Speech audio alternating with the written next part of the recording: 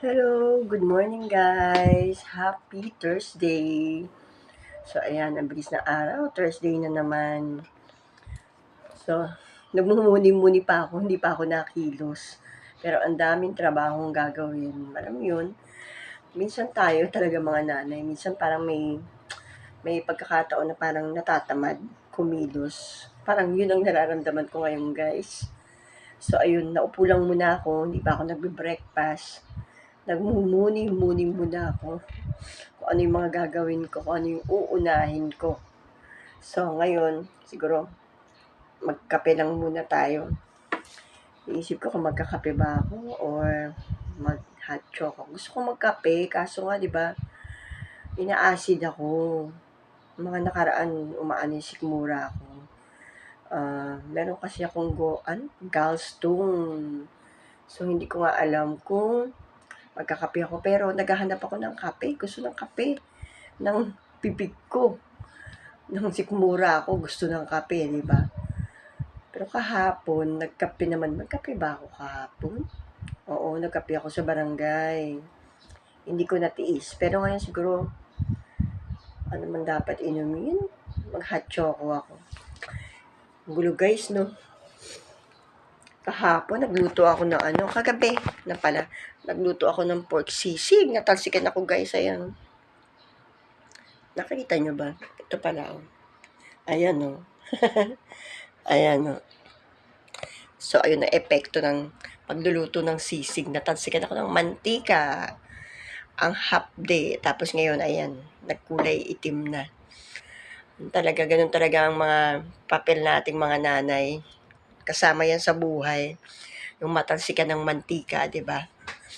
So, ngayon, ang magagawin ko? Meron na kami, binaba ko na galing sa rep, sa freezer, yung pusit. Bumili ako ng pusit kagabi, guys. Ang sariwa.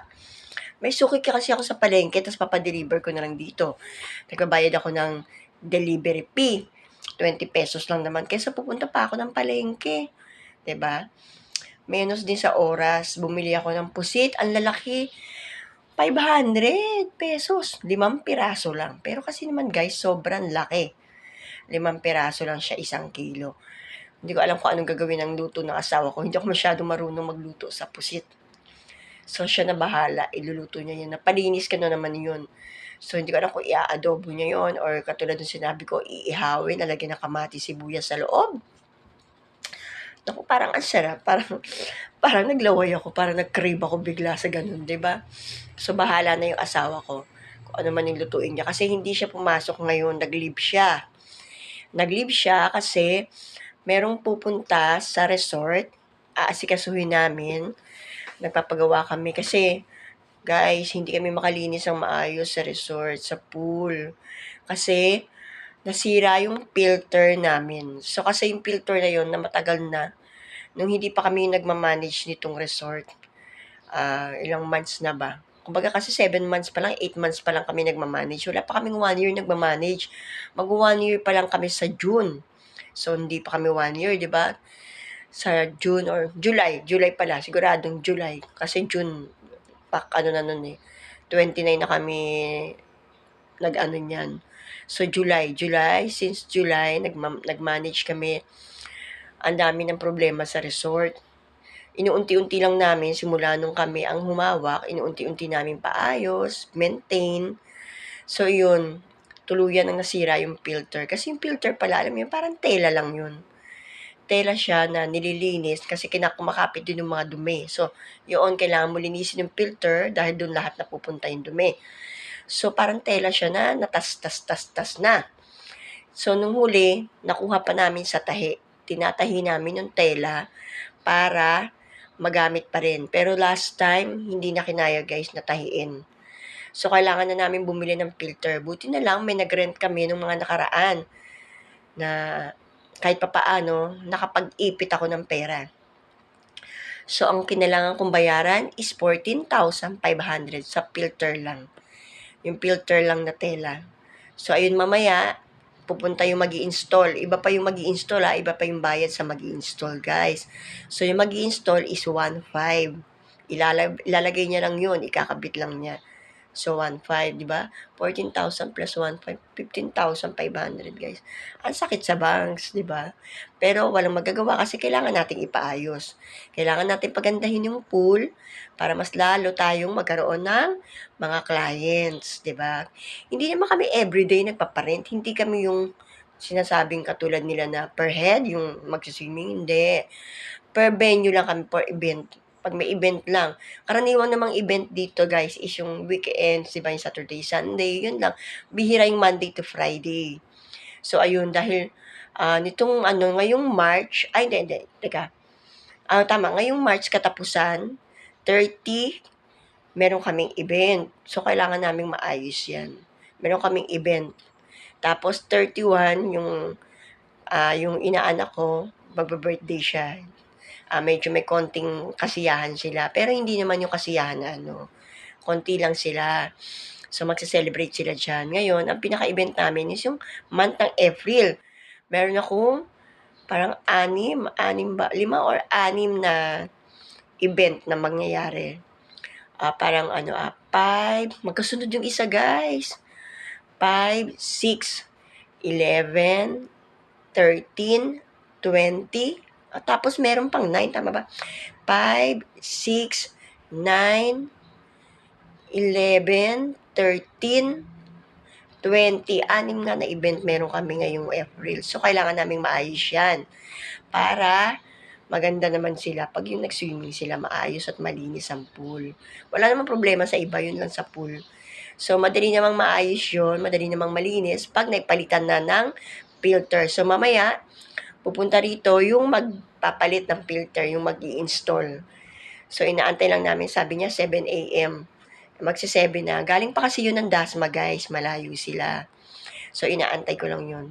So, ayun, ngayon, magkape na muna tayo or mag-hot choco. Bahala na kung ano yung makita ko dito, ha? Samahan niyo pa rin ako, guys. Bagong gising, wala pa tayong hila-hilamos. Pero nag-toothbrush na ako. Tingin tayo dito kung ano yung maiinom natin, guys. Ang daming bawal sa akin. Hindi ako pwede basta uminom ng mga kape. Bukod sa ina-acid. Tapos bawal din sa akin yung mga, ano ba tawag nun? Bawal sa akin yung mga dairy products kasi may gallstone ako. So, iniiwasan natin hanggang maaari. Yung mga nakaraan, nagpasaway ako. Kumain ng matataba, ng mamantika, ng mga fried. Bawal yun. Tapos, uminom ako ng kape, tapos uminom ako ng mga may dairy products. Kumain ako. So, kaya wag tayo magpasaway. Sundin natin yung bawal. Ano ba kailangan natin? Wala na pa. Ito pala. May hot choco pa ako. So, mag-hot choco na talaga tayo, guys. Ayan. Kahit pa paano, may laman pa yung pantry ko. Ito yung iniinom ko. Ito yung lagi kong binibili. Pandesal mate. Yan. Hot choco to, masarap. Ito na lang muna inumin ko, guys. Ha? Samahan nyo na ako sa ano ko ngayon, ano bang gagawin ko. Wala pa, hindi ko pa alam. Tapos gagawa pala ako ng dishwashing. Kung minsan pagsisipag ako na lang ang nagawa ng dishwashing. Mahal kasi pag bibili ka, guys. Mahal ang dishwashing, malaking tubo nila. Pero kung tutuusin, bumibili na lang ako sa Shopee, ako na lang gumagawa. Pero ngayon, sinipag ako, bumili ako sa Shopee. So, mamaya gagawa ko ng dishwashing, ha? Ayan, 7 a.m. na tumunog na yung relo ko. Patayin ko muna. Ayan, nagawa tayong dishwashing. Pero ngayon, magpapainit muna tayo ng init at tubig para mag-coffee, ha? Wait lang, ha, guys. Lapag ko lang muna kayo. Ayaw gumana to. Ayaw gumana. Hindi ko alam kung bakit. Pero try natin, ha? Hindi ko alam. Sabi ng kapatid ko kasi, parang kailangan i-send. Ihanap ko siya dito na Hindi ko siya kung saan ba siya, Ayaw gumana, guys. Nakakainis. Dapat napagawa ko na to ng kapatid ko, eh. Diba? Ang ganda-ganda pa naman ni Tokyo, Sa anak ko to, dinala niya to, nung nasa Makati siya. Inuwi niya kasi hindi naman niya nagagamit. So, ayun. Ano ba to? Ayaw pa rin. So, ayun, guys. Ayaw gumana. Mag-init na lang tayo sa takore. Diba? Mag-init tayo sa takore. Kaya may huwagang takore. So, ayan ha. Mag-init tayo ng tubig.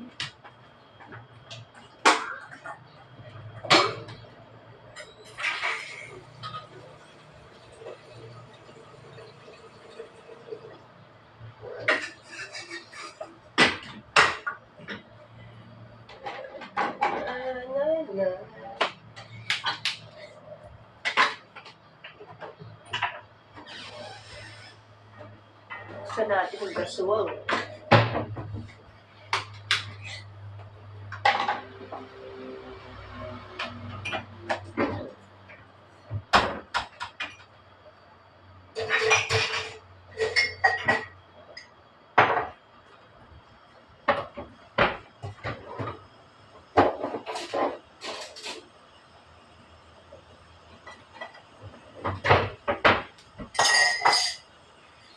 Nilabas ng asawa ko sa freezer. Etong nuggets. Tapos, itong, ano ba to? Hash brown. Hash brown. Nilabas niya. Siguro magluluto siya mamaya. Pero katulad ng sinabi ko kanina, ako tinatamad ako magluto.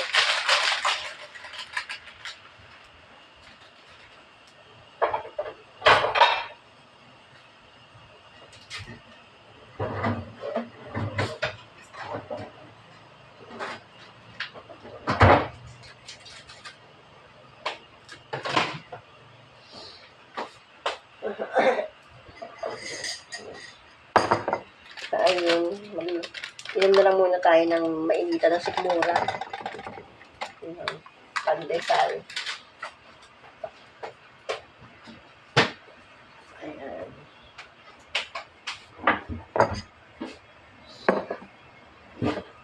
So, ayun, hintayin natin kumulo yung tubig, guys.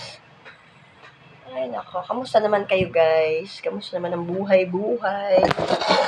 Ako kahapon, hindi ako nakapag-vlog masyado. Hindi ako sobrang busy rin sa barangay kahapon. May mga tinapos kami. May mga trabaho akong ginawa.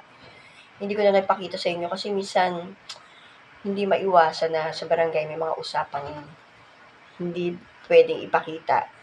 So, hindi ako masyado nagbablog talaga doon. Kasi barangay yun, may mga confidential na hindi dapat malaman, marinig. Kasi syempre, barangay hall yun. So, ayoko naman na magkaroon ng problema na gano'n. Pag yung wala lang masyadong tao doon, at ako lang, or pwede ako mag-vlog, tsaka lang ako nag-vlog. Diba? Hindi ako pwedeng magparinig ng mga about mga kaso, mga hearing, ganon. Hindi ko pwedeng pakita yung mga mukha nila sa inyo, guys. So, yung everyday life ko lang yung pwede ko ipakita sa inyo. Ayoko naman i-ano yung ibang tao. Lalo na kung wala naman akong permiso, di ba? Mahirap yung ganun. Baka may makaaway pa tayo, guys. So, ayun. Tayo ko lang yung tubig na mainit para makapag-hot choco tayo, guys. May mga makakain dito pero parang wala akong gana pag gantong umaga ngayon kumain. May mga pasa ako, guys. So, ayan. Namamasa ako. Kahapon, nung nakaraan, yung mga binti ko may pasa. Hindi ko alam kung bakit. Anemic ba ako? Ayan. 7 o'clock na. Ayun. Nakapagsampay na ako. Naglaba ako kagabi. Tapos sinampay ko yung huling laba. Tapos yung unang laba, yung anak kong lalaki, yung pinagsampay ko. Natutuwa rin ako sa anak kong lalaki. Napakasipag din. Pag sinabihan mo siya ng ganito, Jay, pakisampay mo naman to. Sinampay niya doon sa garahe. May sampayang din kasi doon. Ako dito sa likod. Yung nilaban ko naman, dito ko naman sinampay sa likod. Ayun. Teka, ayun, nakulo na guys ha. Wait lang. So, nakulo na. Maglagay na tayo ng tubig. Ayan. Nasipol-sipol na. Hindi ko na inaantay yung sumipol-sipol, guys. Maingay, may natutulog pa. Tutulog pa si Bunso. Yung bunso kong lalaki, alam niyo naman. Kakwento ko pala sa inyo. Medyo may pagka-sensitive yun. May kakaiba rin yung aura sa buhay si Bunso. Ayaw niyo nung picture-picture siya, video-video siya. Hindi nga yung nagpipicture-picture. Pag nagpipicture kami, picture ng picture, ano ba yan? Ganun siya. Ayaw niya. Pag parang akala mo ang mahal ng smile, 'di ba? Mahal ng babayaran. Ayaw niya. Magpi-picture-picture kami. Halika dito. Picture tayo. Ayun na lang ma. Ganun siya. Ayaw niya talaga. May batang ganun, no? Pero alam niyo ba, guys? Si Bunso. Si Bunso is 21 years old na. Nung last May, magto-22 na siya ngayong May. So, nag-debut na siya. Tapos ngayon, nagka-girlfriend na siya, guys. Nag-girlfriend na si Bunso, guys. May girlfriend na siya. So, mabait naman ang girlfriend niya. Wala naman ako masasabi. Nagtatrabaho. Tapos, cum laude, di ba? Cum laude siya, yung batang babae. Yung babae, girlfriend niya is cum laude. Tapos si Bunso, nag-aaral pa. Pero graduating na siya ngayon, guys. Baka June na ang graduation nila. Kumbaga, nag-OJT siya ngayon. Nag-OJT siya, IT ang course niya, BS IT. So, nag-OJT na siya. Pinag-OJT siya dati, nung nakaraang February, dinala ko siya sa City Hall para doon mag-OJT sana. Ayaw niya sa mayor's office. Mahihiyain kasi yung anak ko. Napakaraming tao sa mayor's office.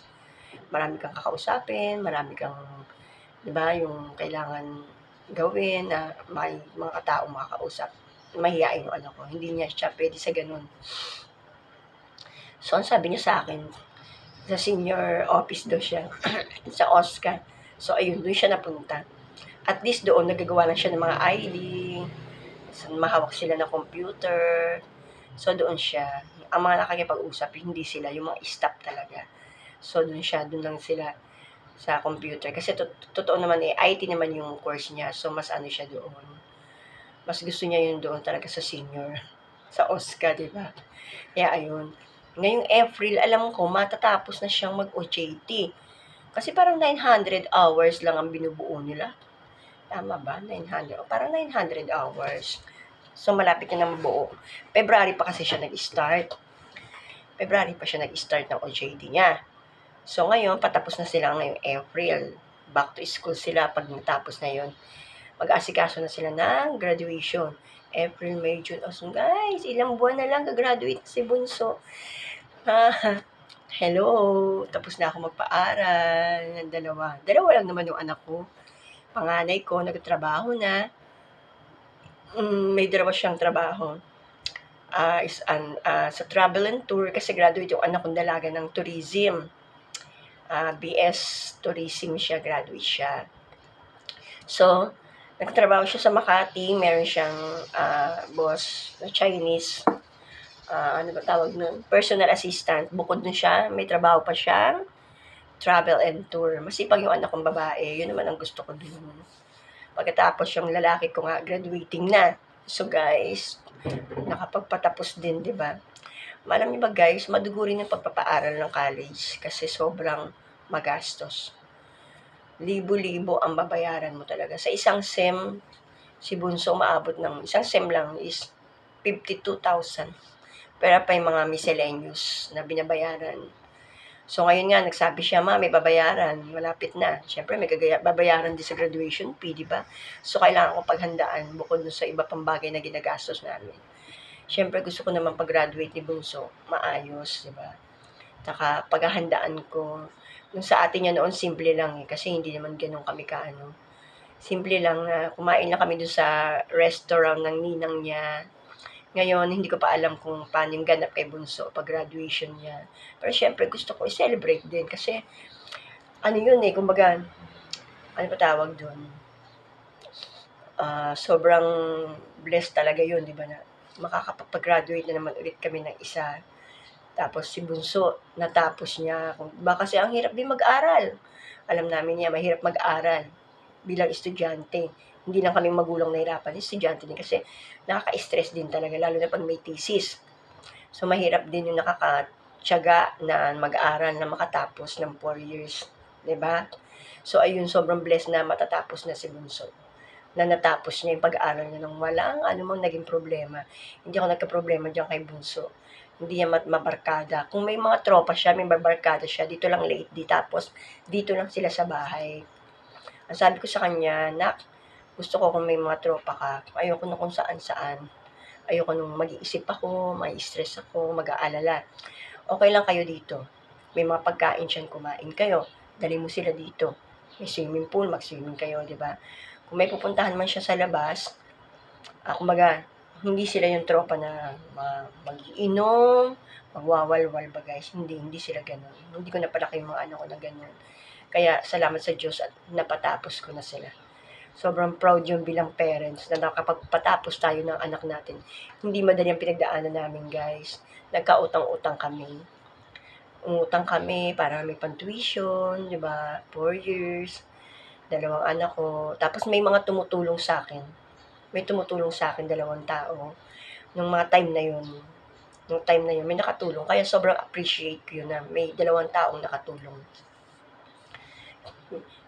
Yung isa, basta pareha silang nasa ibang bansa. Huwag ko na lang sabihin, ayaw kasi nila eh. Basta may tumulong sa amin, hindi lang kami yung nag-shoulder. Meron ding taong dalawang tumulong sa amin nakapag-aral, nakapagtapos yung mga anak ko. Kaya thank you kay Lord, sobrang blessed. May mga taong ganun na hindi ko naman talaga sobrang kamag-anak or ano, pero sila mismo yung nagsabi na tutulong sila. Kaya thank you Lord, 'di ba? Ayun, ganun. Yun guys. Yun yung mga ganap sa buhay namin na paano lang, 'di ba? Ma masalimuot din ang buhay namin, akala niyo ba? Hindi kami yung super rich na ano, hindi. Dumadaan din kami sa mga pagsubok. Ang dami namin pagsubok na ano. Drink ano, yan na, hot choco tayo guys, oh.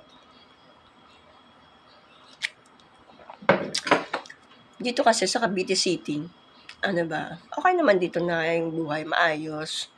Maayos pero hindi naman gano'n kasagana, 'di ba? Kaya maraming salamat talaga kay Lord at nakaka-survive, 'di ba? Ayun lang guys, so ayun lang, naihinga ko lang sa inyo, nasabi ko lang sa inyo kung ano yung saloobin ko. Wala akong masyadong ganap. Siguro mamaya baka makapag-vlog ako sa barangay, sa trabaho, ha? Samahan niyo ako kasi pupunta rin ako ng land bank. Pupunta ako, may asikasuhin ako. Tapos magpapasa pa ako ng mga report ko. Ha, guys? So, yun na lang muna. Thank you for watching, guys. And God bless all. Mag-ingat kayong lahat. Please subscribe. Thank you, guys. Ingat kayong lahat. Bye-bye.